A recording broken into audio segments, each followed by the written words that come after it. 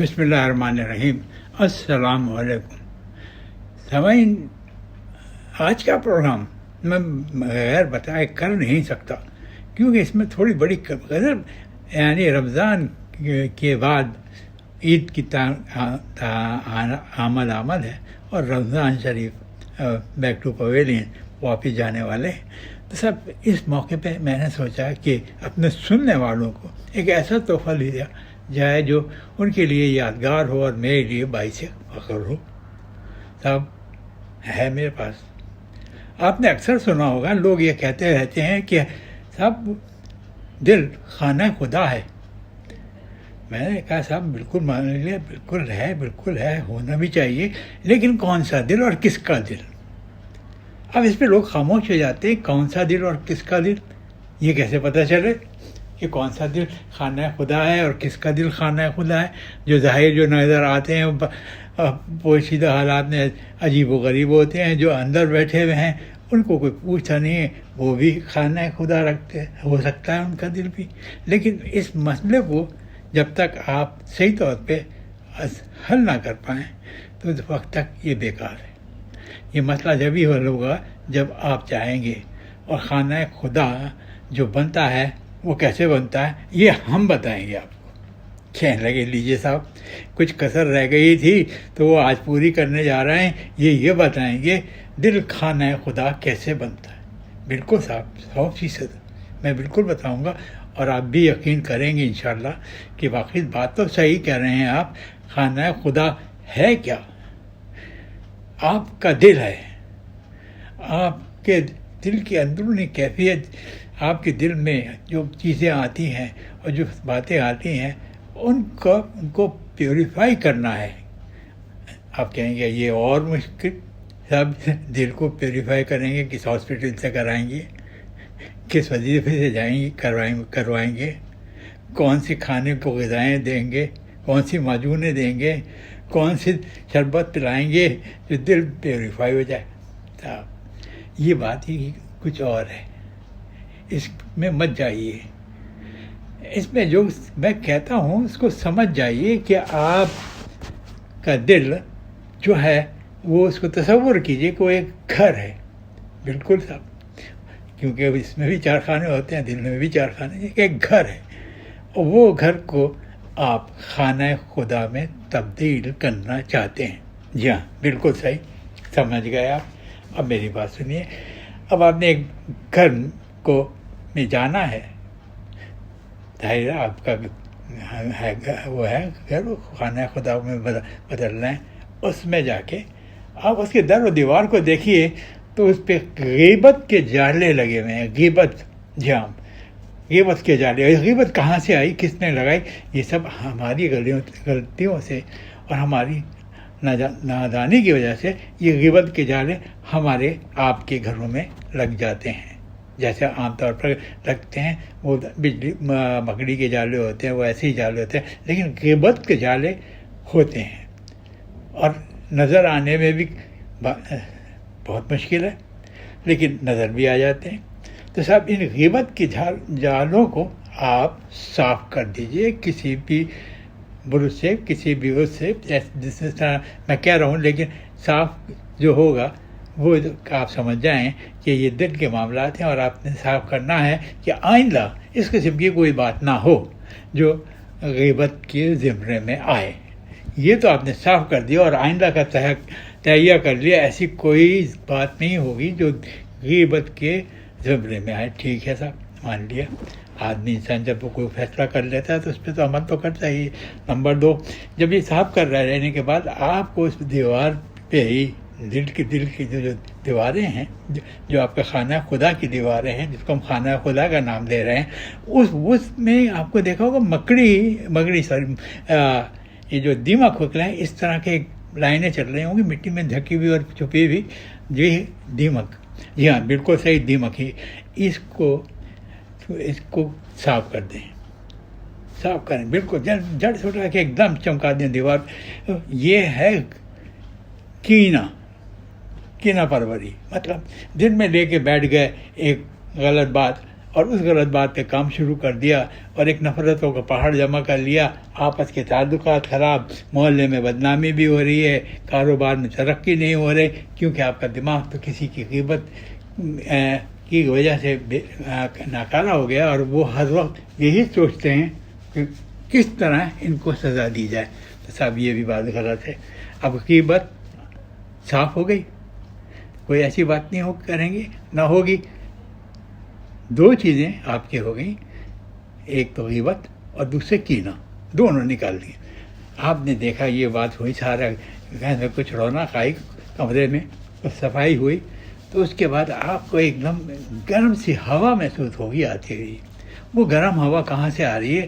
آپ نے فوراً ہی کوشش کر کے دیکھیں، تلاش کریں کدھر سے آ رہی ہے۔ یہ اچھی خاصی گرم ہوا ہے، تو آپ جب اس کے پیچھے جائیں گی تو آپ ہی کو جو گھر ہے، خانہ خدا ہے، اس میں ایک درار نظر آ جائے گی، اور درار میں سے وہ گرم ہوا مستقل اندر آ رہی ہے۔ یہ ہے صاحب حسد، ہے سین دال، حسد کی نشانی۔ اور حسد کی نشانی وہ چیز ہے جو دوسرے کا عروج، دوسرے کی آرام اور دوسرے کی خوشیوں کو اس شخص کو برداشت نہیں ہوتا۔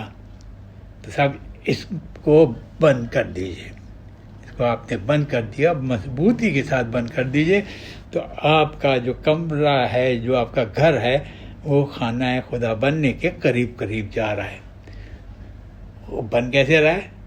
آپ کی ول پاور سے، آپ کے اس سے وہ بن رہا ہے، تعمیر ہو رہا ہے، جو آپ کے اندر ہے، آپ کے جذبات پہ ہے، اور اسی کو آپ خانہ خدا بھی کہیں گے۔ اور اصل معنوں میں وہی ہوگا جس کو اب آپ خانہ خدا کہیں گے۔ پہلے کے جتنے بھی خانہ خدا بنے تھے وہ زبانی تھے، ان کا اثر اندر سے جو ہوتا وہ ظاہر نہیں ہوا، وہ اندر سے ویسے ہی تھے۔ نام کو کہہ دیا دل خانہ خدا ہے، سب ٹھیک ہے، مان لیا، چلیے۔ اب آپ کے دل میں یا آپ کے خانہ خدا میں ایک بات تو یہ ہوئی کہ غیبت ختم، حسد ختم، یہ ہو گئے، اور ایک کینہ ختم۔ تین چیزیں آپ کی ختم ہو گئیں۔ اب آپ بڑے خوشی کے ساتھ در و دیوار کو دیکھ رہے ہیں، کتنی صفائی میں نے کر دی، اب اس کو میں ایسے ہی مینٹین رکھوں گا، نہ غیبت کروں گا، نہ کینہ رہے گا، نہ کسی سے حسد کروں گا۔ اب یہ آپ کی وعدہ ہے، اور اسی سے یہ خانہ خدا کی تعمیر شروع ہو گئی۔ تو صاحب اس کے بعد آپ کھڑے ہوئے ہیں فرش پر، انتہائی غلیظ، بہت خراب گندی حالت کا فرش ہے۔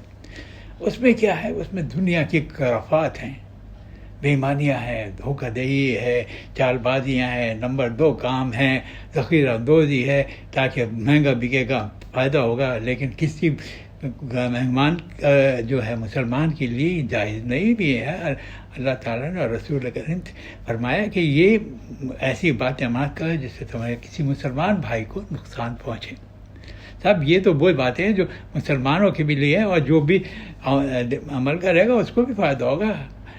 خانہ خدا ہے، وہ آپ کے دل میں آ جائے یا میرے دل میں بسیرا کر لے تو نہ ہم کچھ کر سکتے ہیں، بلکہ اس میں میں ڈل جائیں جو اس کی خوبیاں ہیں سب۔ اب آپ نے اس کو، اسی گندگی کو دیکھتے ہوئے یہ سوچا کہ کیا کیا جائے، وہ تو خیر، تو اس کو دھو دیجیے، دھونا۔ اب دھونے کے جب وقت آیا تو آپ کے دل میں ایک خیال آیا، کیونکہ قدرتی بات ہے، اتنا بڑا ہے، اس کو دھونے کے لیے پانی تو لانا پڑے گا۔ نہیں جانا، آپ کو پانی نہیں لانا۔ تو آپ سوچیں گے، کہیں گے یہ بغیر پانی کے کیسے ہو گیا، ڈرائی کلین کر دیں؟ نہ، ڈرائی کلین بھی نہیں۔ آپ کے پاس 2 ٹنکیاں ہیں، اور ان ٹنکیوں کا پانی بہت ہی غضب ہوتا ہے، زبردست پاور ہوتی ہے، آنسوؤں کی پاور کا کوئی مقابلہ نہیں۔ خوشی میں بے انتہا خوشی، اور رنج و غم میں بے انتہا، کہیں کہ رنج و غم میں بہن تو روکے نہ روکے۔ تو یہ چیزیں جو ہیں یہ آپ کے پاس ہیں۔ آپ آنسوؤں سے آنسوؤں کے توبہ کرتے ہوئے، آنسوؤں سے بہتا آنسو سے بہتا ہوا پانی نکال کے توبہ کیا کرتے ہوئے، توبہ میری، یہ کچھ نہیں ہوگا، ایسے ہی ہوگا جیسا کہ بنا رہا ہوں میں. تو اپنا ارادہ مستحکم کریے اور آنسو کے ساتھ توبہ کا ورد کرتے ہوئے اس کو دھو لیجیے. دھو لیا آپ نے، ماشاء اللہ، در و دیوار چمک گئے، غلاظتیں سب کچھ نکل گئیں اور فرش بھی چمک گیا اور آپ آرام سے دیکھ رہے ہیں. یہ ہوتا ہے خانہ خدا تقریباً بن گیا. اب اچانک آپ نے چھت کی طرف دیکھا تو وہاں ایک بلب لگا ہوا ہے کالا. آپ اس کو اتار لیجیے، جلا کے مت دیکھیے گا، کیونکہ اس سے جو روشنی نکلتی ہے وہ فریب کی، جھوٹ کی، مکاری کی، اس قسم کی روشنیاں پھینکتا ہے، اس قسم کی دے گا تو وہ چیزیں ساری خراب کر دے گا. اس کو اتار لیجیے اور پھینک دیجیے کچرے میں جا کے. جیسے وہاں اور بھی بڑی چیزیں گندی ہوتی ہیں اس میں شامل کر دیجیے. اور اس کے بعد آپ یہ سوچیے کہ اب کیا کروں. اس میں سفید بلب لگائیے، سفید بلب سچائی کا، حقیقت پندی کا، نیکی کا. اس کی روشنی میں آپ دیکھیں گے کہ آپ کا گھر واقعی خانہ خدا بن گیا ہے. جناب اب خانہ خدا بن گیا. اب آپ کا مکی جو آنے والا ہے، جو اس میں رہنے والا ہے، جب وہ آ کے بسے گا تو آپ کو دنیاوی عروج بھی ملے گا، آخرت میں بھی درجات بلند ہوں گے.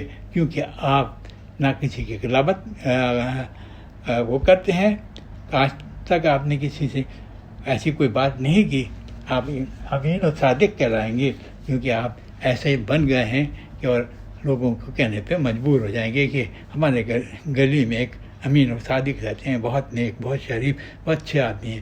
جب آپ گھر کے باہر نکلنے لگے ہیں تو ایک چیز آپ کو اور انوکھی ملے گی، وہ ہے آپ کے تکبر. جی ہاں، تکبر. مقابلہ کس سے؟ اللہ تعالیٰ سے. کیونکہ یہ لفظ صرف اللہ تعالیٰ کے لیے محدود ہے، اس کے علاوہ کوئی دوسرے آدمی کو اجازت نہیں ہے وہ تکبر کرے. تکبر کرنے والا ایک دم ڈائریکٹ ہی دو ہاتھ کرنے کے لیے ظاہر ہو جاتا ہے اللہ تعالیٰ سے، قدرت سے. یہ بھی اس کی غلط فہمی ہوتی ہے. تکبر کسی کو رات نہیں آتا. تکبر کو آپ پھینک دیجئے، توڑ دیجئے.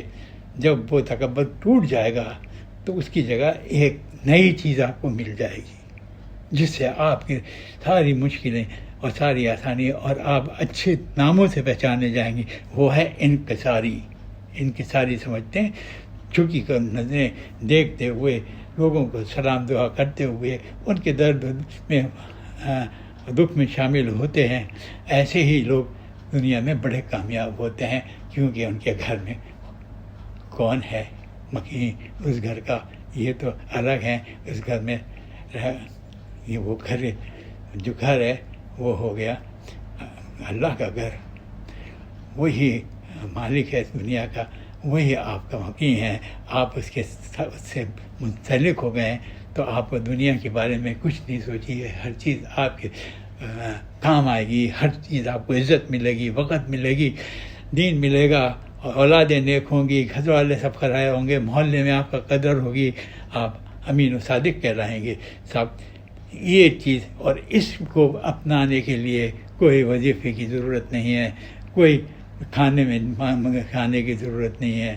کھانا خدا تو نیتوں سے بنتا ہے، نیتوں سے بنتا ہے، اور نیتیں انسان کو صحیح جگہ پہ لے کے آتی ہیں. تو اب یہ ایک تحفہ ہے میری جانب سے. آپ اس کو جتنا چاہیں لوگوں کو بتائیں، بغیر نام کے بتائیں. میرا نام کی ضرورت نہیں ہے مجھے.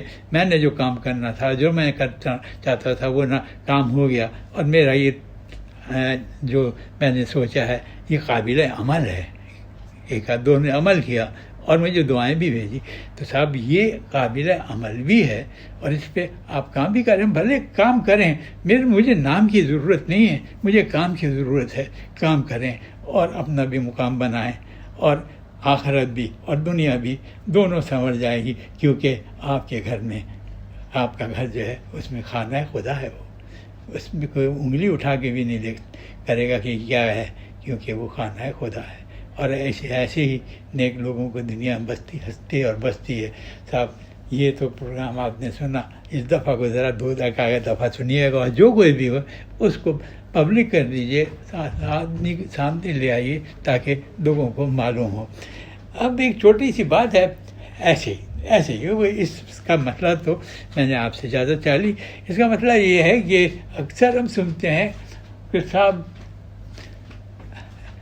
چلیں وہ سیاسی بات ہو جائے گی، پھر کبھی بات کریں گے، لیکن ہے اچھی، ایسی کوئی خطرناک بات نہیں ہے۔ تو نہ میرا کوئی مسئلہ ہے، نہ پیسے چاہیے، نہ کوئی جگہ چاہیے، نہ کوئی یہ دل کے سودے ہیں، دل میں سے آپ کی عادت نکلے گی اور کام ہوتا جائے گا۔ تو صاحب اجازت دیجیے، اور چلتے چلتے بس ایک لفظ اور، 2 دن پہلے ایڈوانس میں عید مبارک۔